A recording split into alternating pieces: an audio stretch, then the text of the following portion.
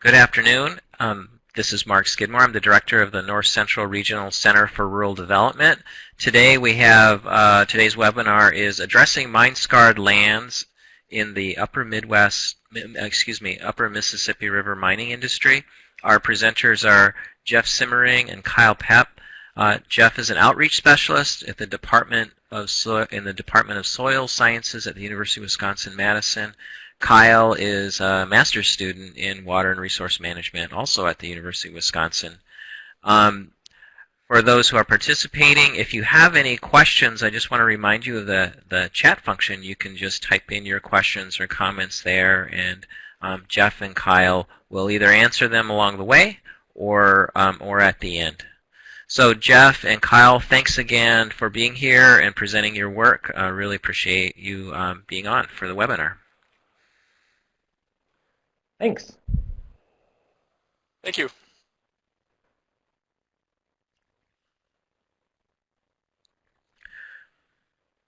So you guys can go ahead and start when you're ready.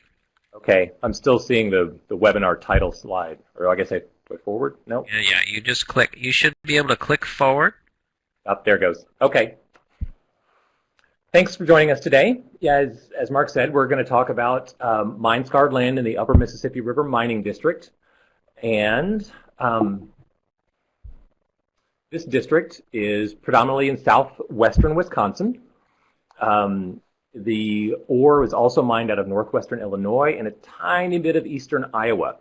Most of the mining here occurred between 1820 and about 1950. This is the part of the state that's the driftless region, so it was not glaciated, so it's still fairly hilly, even if the peaks are not particularly high. Out of this region, there's an estimated 814,000 tons of lead were mined and 1 million tons of zinc. Now, we're not concerned about that because that's been spread all over the world and all over the country. What we're more concerned with is the estimated 40 million tons of ore that was extracted to produce that metal. That didn't leave the region. It's also high in lead and high in zinc, just not as high as the ore that was after where the metal was extracted from. So here's a picture of the Cleveland mine in Hazel Green, Wisconsin. As you can see, there are a lot of ore piles sitting around. So, and even after this mine facility has been disassembled and the structure's gone, those rock piles are still sitting there. Where that has all gone, that's a good question. So a lot of it probably ended up as roadbed or foundation material, anywhere where you need crushed rock. Because it's easier just to go to these piles still sitting there, crush them up a little more and take them off and use them that way. So also, here's another picture, Blockhouse Mine in Platteville, Wisconsin. As you can tell, agriculture has coexisted closely with the mining industry since, well, the 1820s. You've even got the farmer sitting there in the corner, sitting on the tailings while watching his cows graze. Also, unfortunately, the mines are in close proximity to human habitation. You can see the houses there in the background. This is also in Platteville, Wisconsin. Platteville's done some looking around on their own, and they're between 50 and 60 mines, test pits, or other exploratory shafts within the boundaries of the city. So they're still dealing with this issue. And got to keep in mind, this is lead that was being mined in a lot of these. So the likelihood of adverse effects to human health and environmental health are pretty high. So nowadays, this is what some of these sites look like. So it's not the big piles of rock. It's not the old derelict mining equipment. Up at the top end of this photo, you're seeing kind of this area where not much is growing very well. That's kind of what these sites appear like now. Extension agents get calls, not uncommon. There's a farmer saying, wow, I got this dead spot in the middle of my field or the edge of my field, just nothing will grow there. What's going on? This particular picture was taken in the spring, so it's all nice and green. By the middle of summer, that whole upper part is kind of yellow and looks bad. So when the farmer gets out there in his field, this is what he sees. Oh, man, this corn looks awful. How do I get more to grow? Because it pretty much just stops at about that height if it comes up at all. So the zinc toxicity and zinc deficiency in corn actually looks pretty similar. So sometimes crop advisors will, that's what they're diagnosing, will be zinc deficiency. So they send the soil off for soil tests, look at it, comes back screaming high in zinc. But keep in mind, those soil tests, they don't look at lead. So that's kind of being forgotten in this scenario. Farmer just wants to grow more corn. Then there are the human health and ecological impacts. The picture on the left is downslope from the top edge of that aerial photo I showed earlier. So you get a big rain event, the water goes right towards that new housing that's going in, and there are additional housing going in just to the right of that house as well. Heavy rains also carry around a lot of particulate matter as well. So you kind of got a plume of lead and zinc contaminated sediment heading towards these houses, which is really not a good thing. The picture on the right is another site nearby, and upslope of this little ephemeral, actually it's a year-round kind of small wetland and stream, are mine contaminated. Now the farmer here manages to grow something, so he keeps farming it. But this year-round water source is actually contaminated with lead and zinc in the sediments. So how does human health, how is it affected by lead? Well, we've heard a lot about that from Flint, Michigan, and East Chicago, Indiana. So we know in kids that it is very problematic. It's a neurotoxin, and it can lead to lower IQ and behavior problems. Most importantly with kids is because it affects them during the time that they're developing, those impacts are going to be lifelong. So it's really important to deal with this lead issue, any lead issue, early on. Adults can be lead poisoned, but the treatment there typically is that you eliminate the source of the contamination, the poisoning, and over several months the body will naturally excrete most of that lead and the effects will go away as well. So currently out in this area, these lands are kind of ignored. They're just low productivity land that either wasn't used or was covered in weeds. But as crop commodity prices have gone up, a lot of this land is being pushed into production. So now it's being farmed. It's easier to farm when you have great big farm equipment too, because these aren't large areas of land. So it's easier just to make a couple passes with your equipment rather than trying to drive around it. A lot of times this stuff is hauled away. In that aerial photo I showed you, at the top of it there, the first year we were there was a pile of rubble and some ore rocks sitting up there. Second year we came back, it was gone. Asked the farmer, hey, where'd this go? And he said, oh, I had it hauled away. It's like, well, where's away? I don't know. It's just away. So that's all lead and zinc contaminated, and now it's been moved from the site where it was to a new location. Now you've got another contamination spot. So what's happening is this stuff is being spread in a thinner layer over the whole region. Really what we like to have happen? Let's identify where these sites are. A lot of times it's been forgotten. People know that there's the mining history out there. It's not terribly uncommon to have sinkholes open up or houses fall in, mine shafts as they collapse. But the hazards have kind of been forgotten. It'd be great to control site access to these areas, or at least identify where they are, sign them. We'd like to eliminate off-site movement, not only from people hauling stuff, but also runoff. And remediation plans would be great to be developed. Few regulatory concerns. In Wisconsin, there is no innocent landowner provision under state spills law. If you have a piece of property and there's contamination anywhere on it, it's your problem. And if the state finds out about it, it gets listed on a contaminated lands registry, which does not do much for your property value. Farm succession plans in this area are beginning to require environmental reviews because in the past, sometimes farmers were not very good about disposing of chemicals like they should have. So in some cases, there's a strong incentive not to test for these contaminants. So we're trying to figure out how we can help. We got a couple initiatives underway. First is integrating mine mapping resources into current GIS-based mapping systems, and then working with local planning departments. Second, a little more research is investigating soil amendments to immobilize the lead and detoxify the zinc, and then exploring some low engineering options, alternative land use options. One is a pollinator island that we're seeing might work. And now I'm going to turn this over to Kyle, and he is going to talk about his mapping.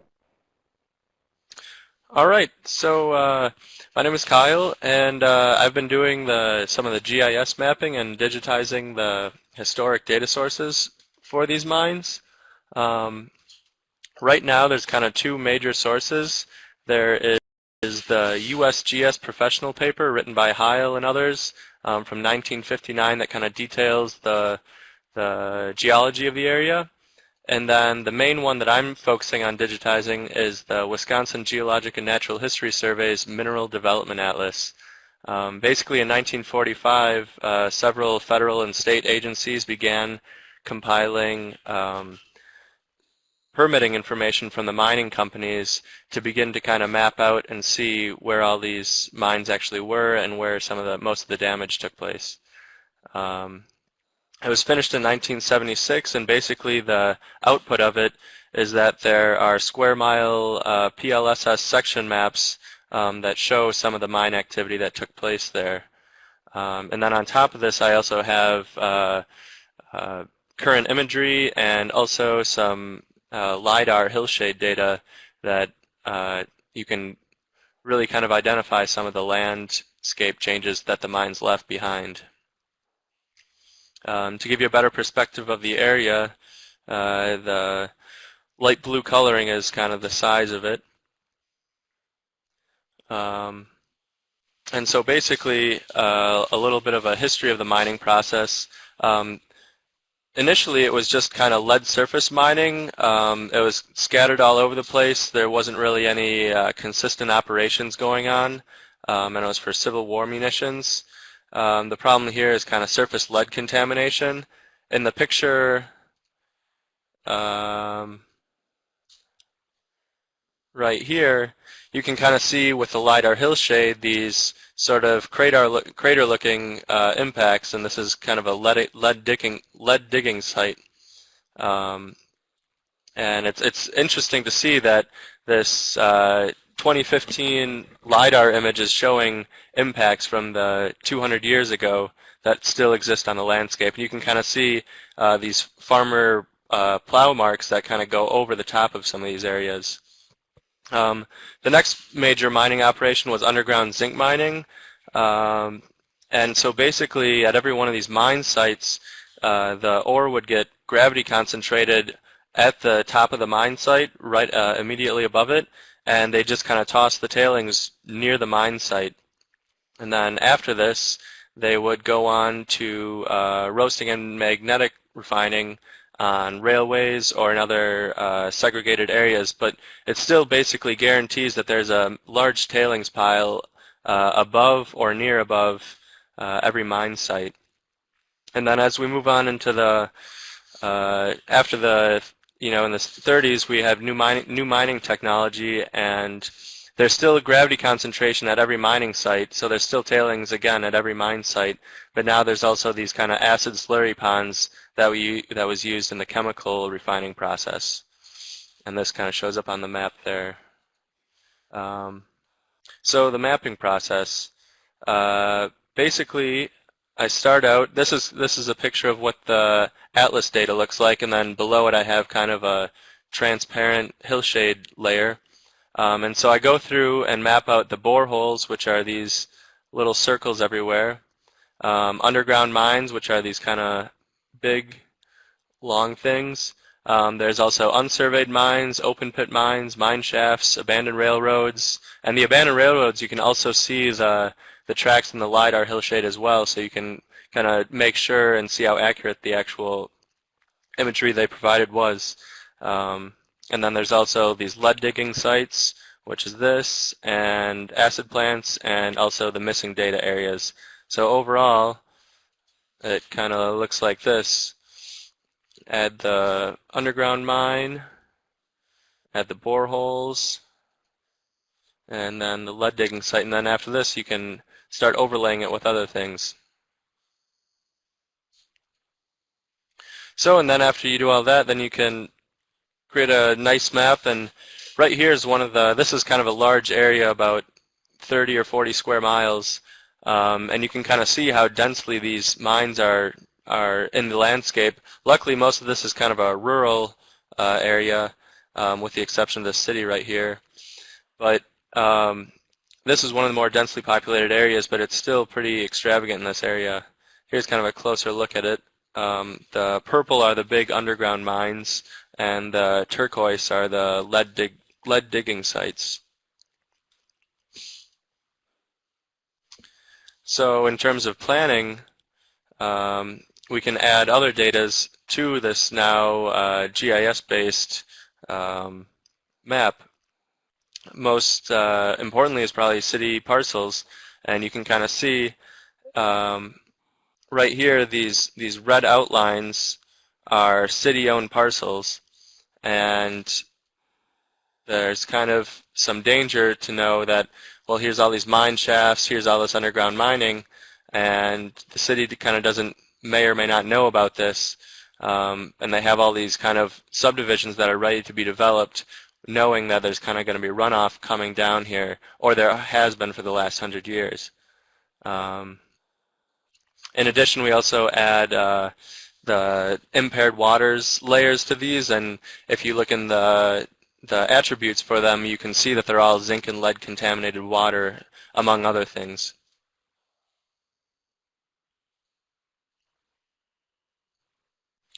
And so here's kind of a more clear illustration of that last problem I just described, is this runoff is going into these to-be-developed areas that are owned by the city. And so that with that, I think I'll hand it back over to Jeff. Thanks, Kyle. So the other initiative we have going on are looking at soil amendments that farmers might be able to use if we can't convince them to just stop working with this stuff altogether. And so the one is composted yard waste, fishbone meal, triple superphosphate fertilizer, and phosphoric acid. It's pretty well known that if you add excess phosphorus to soil when there's lead present, that under the right conditions, those will form a very insoluble mineral, which will make it less bioavailable. Organic matter will also bind it up. The fishbone meal is a little different. Fishbone is naturally high in phosphorus, and it's also organic. So the organic farmers in this region have an interest in this. This also has great applicability to urban agriculture, because a lot of urban soil is contaminated with lead because of the lead paint on houses. And a lot of them are organic farmers, and so they want to use something that's natural to treat their soil. This research is ongoing. Some of this has been done elsewhere, but this is we're demonstrating it in this region and then expanding that fishbone data. The other initiative is the Pollinator Islands that we're looking at. So ideally, we would just not have people use this land at all prior to really getting a more official cleanup done. But if we're trying to find some low engineering or non-engineered solutions. So one idea is put this land into conservation easements and then set up some pollinator islands, maybe get some ecosystem benefits back out of these lands. Of course, first question is, well, aren't you going to just poison the pollinators? And we're not quite sure. Lead is not preferentially absorbed into plant tissues, but it can happen. So we're investigating how well those plants can be propagated in this kind of soil, and then what kind of uptake is occurring. Then when we're looking for funding to do additional work in this area, once you've kind of got the research done and that's far enough along, we can apply for funding to do assessments or cleanups. A really good source for this is the EPA Brownfields program. They have a wide variety of grants that they give out. The biggest one is the grant program, the assessment program. This is where most of their money goes. They like to fund the assessments because what they're finding is a little bit of federal money that goes in and helps people identify what the problem is and the extent of the problem. That really jumpstarts local development. There are a couple different flavors of assessment grants. There's a community-wide grant, which is good for a town or small region that may have several sites that they want to look at. There's site-specific for one particular location. And then there's a coalition grant, which is for up to $600,000, and this is good for a group of cities or towns, a county, or even a coalition of counties. The people we worked with, we actually did apply for a coalition grant. Unfortunately, unsuccessful. We knew we were a little early in the process, but wanted to try to get everybody on board and thinking about this, and that kind of helped to catalyze that. It looks like we'll probably be able to go back in this year with some more focused grants in this area. One thing to remember is rural communities are not excluded. It requires a fair distribution between urban and non-urban areas and encourages cities or towns with populations of less than 10,000 to apply. Also, regions with persistent poverty and mine-scarred land get some extra bonus points. Now, you still have to have a solid proposal, which means you have to have an economic or jobs creation component to it, which can be a little challenging with rural agricultural lands. But don't rule this program out, because it is applicable to rural communities. So for economics, that we're looking at is, considering maybe rural solar. If you look at these pictures, that ground is covered. We're not going to have runoff, and with the solar panels there, nobody's driving their tractor through it, and you're getting a little bit of economic benefit. So we're exploring that with some of the communities we're working with as well. Just to summarize, there are mine-scarred lands in a lot of states. This is sulfide mining, which happens in a lot of places, and it has happened for the past couple hundred years. Local communities know of their mining history, but most have forgotten, or many have forgotten, the hazards that it still causes. The ag industry and agencies may not be aware of these hazards. NRCS actually provided money for some farmers in our region to spread out their low productivity soils to try to dilute it. And basically what they did is they created a much, much larger environmental contamination issue because they just simply weren't aware that the lead was there. Look towards institutional controls and low engineering interventions. Those can protect public health and can be done relatively inexpensively and quickly. And to keep in mind, the Brownfields program is a source for potential funding. And with that, we've presented what we were planning to present today. We'd like to thank North Central Regional Senator for Rural Development for the planning grant. And we've got some other funding sources from UW. And our contact information is below. We'll be happy to entertain any questions.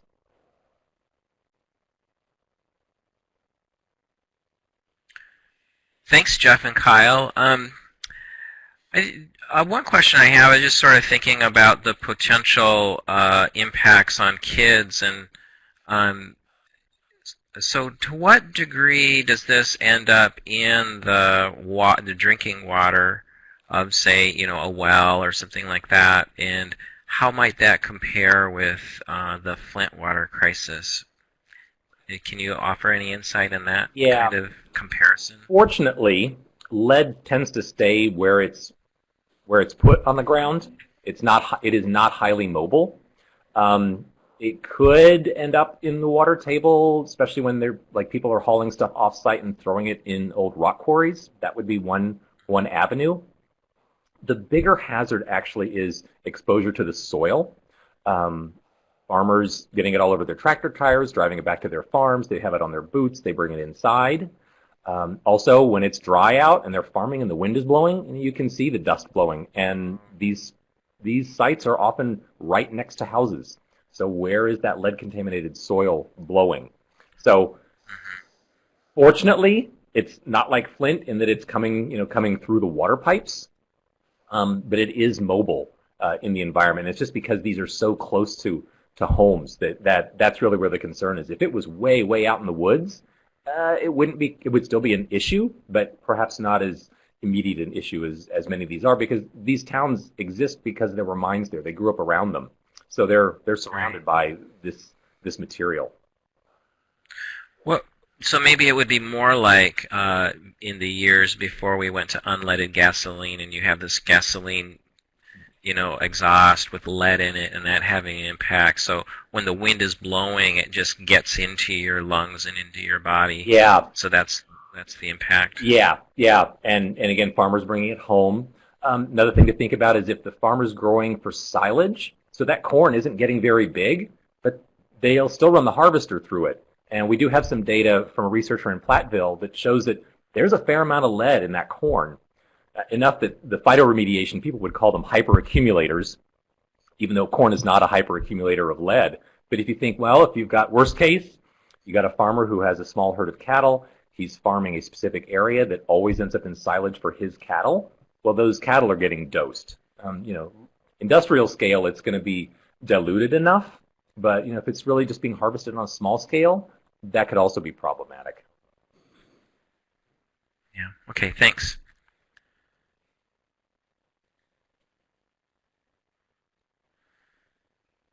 I don't see any other additional questions coming in through the chat.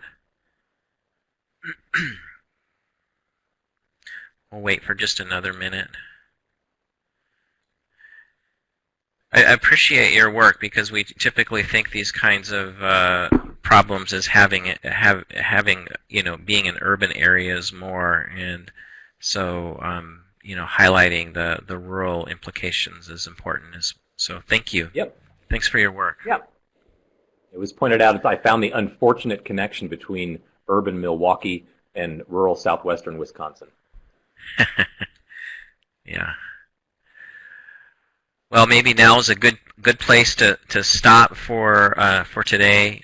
Thank you very much for sharing your work, and I hope everyone has a good afternoon. All right, thank you. Thank you.